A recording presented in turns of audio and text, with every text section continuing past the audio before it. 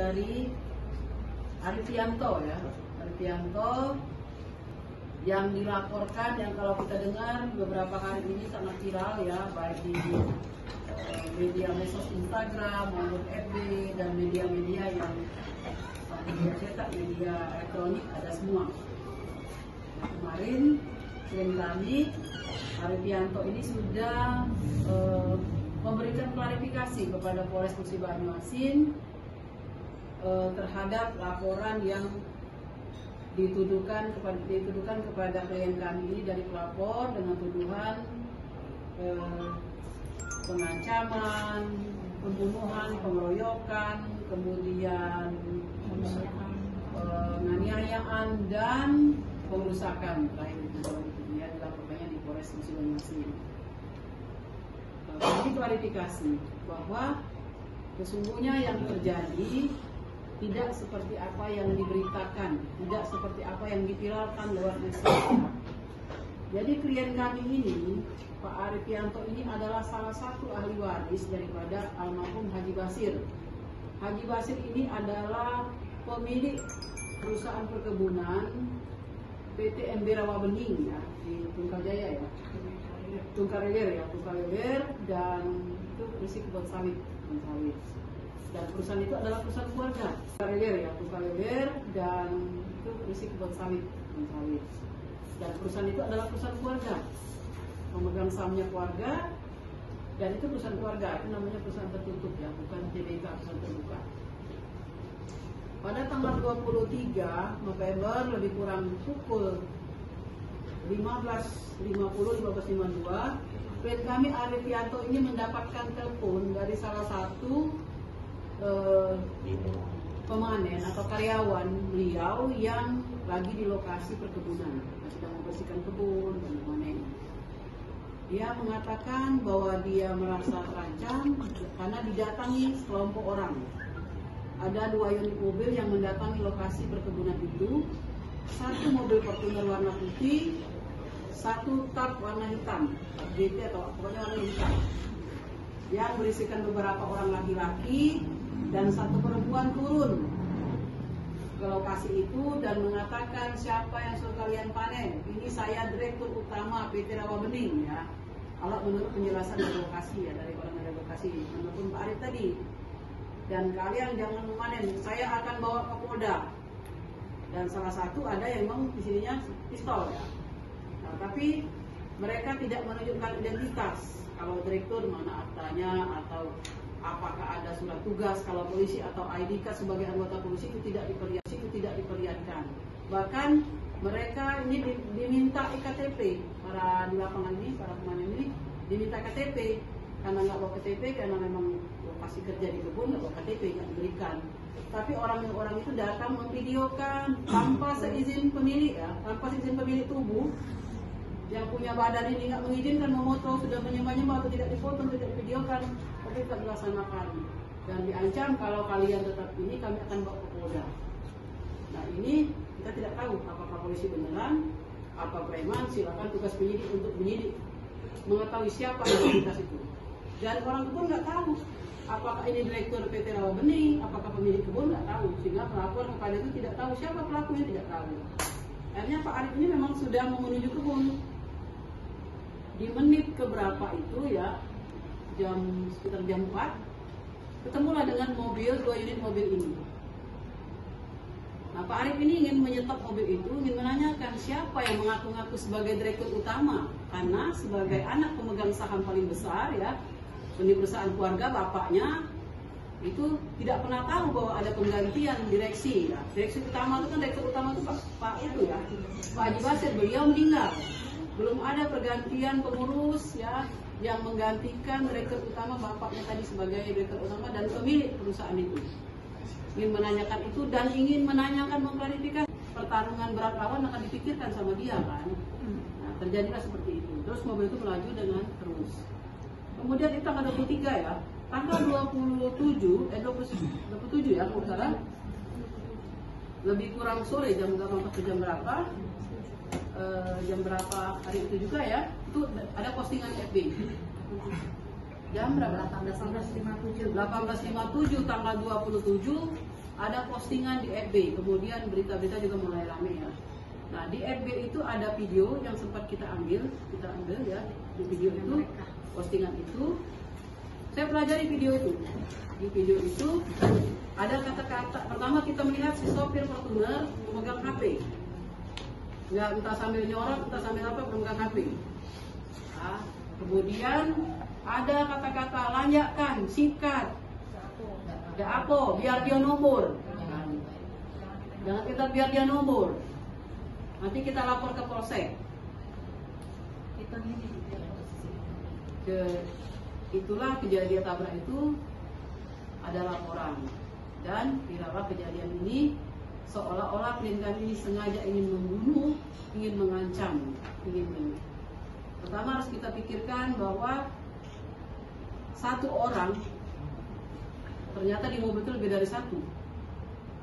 Yang mobil tak 3, yang di depan itu 6 mungkin ya. Kasih mengapa merampas alat-alat kapak segala macam tadi yang diambil secara paksa oleh mereka itu, dan kenapa mengancam membawa ke Polda, itu yang mau tanyakan. Tetapi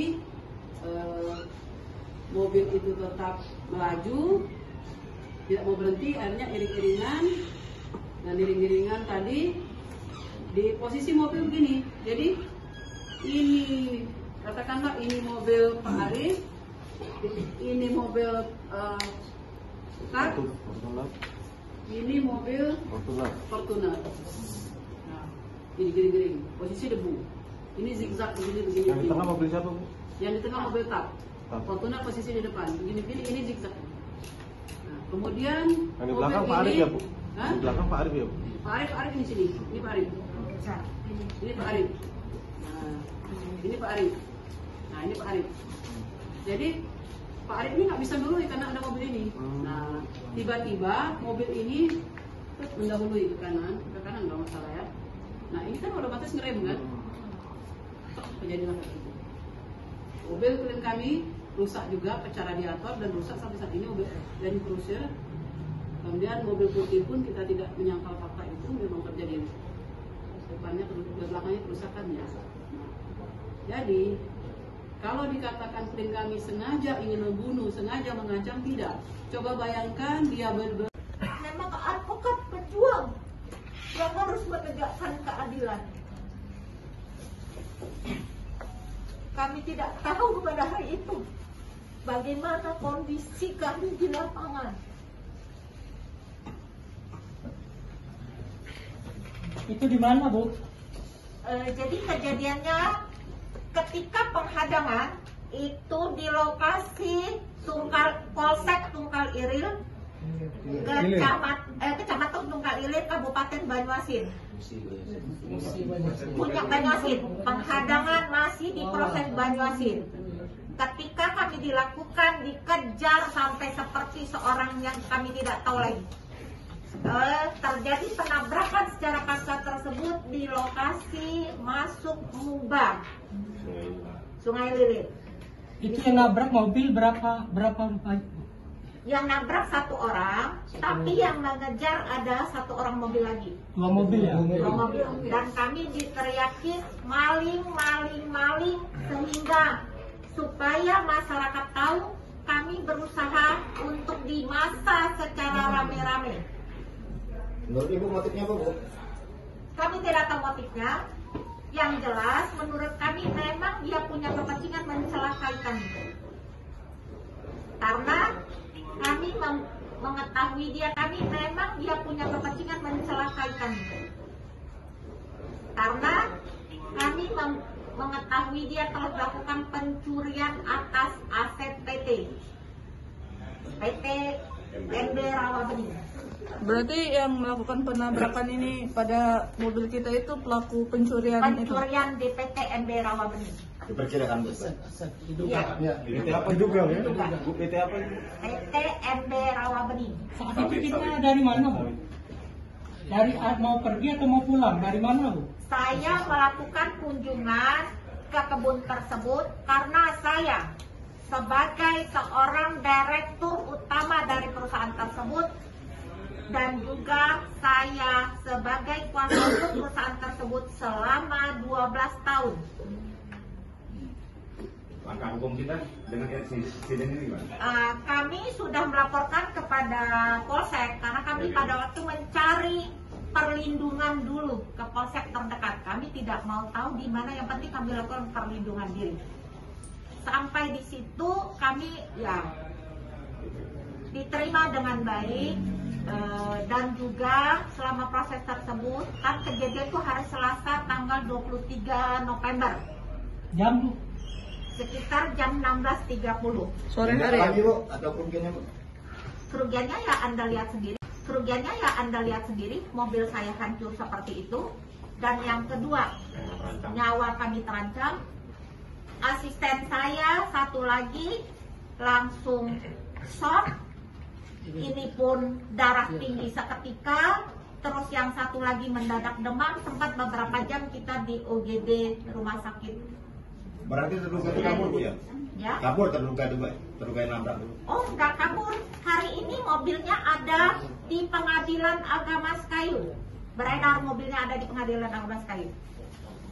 Bu, maaf Bu, untuk kronologinya waktu sebelum aksi penabrakan itu Ibu ada di dalam mobil atau di luar mobil Bu? Di dalam mobil. Jadi ketika saya memergoki pencurian sawit itu, saya mengatakan kalian jangan mencuri, ini punya PT, bukan punya perseorangan.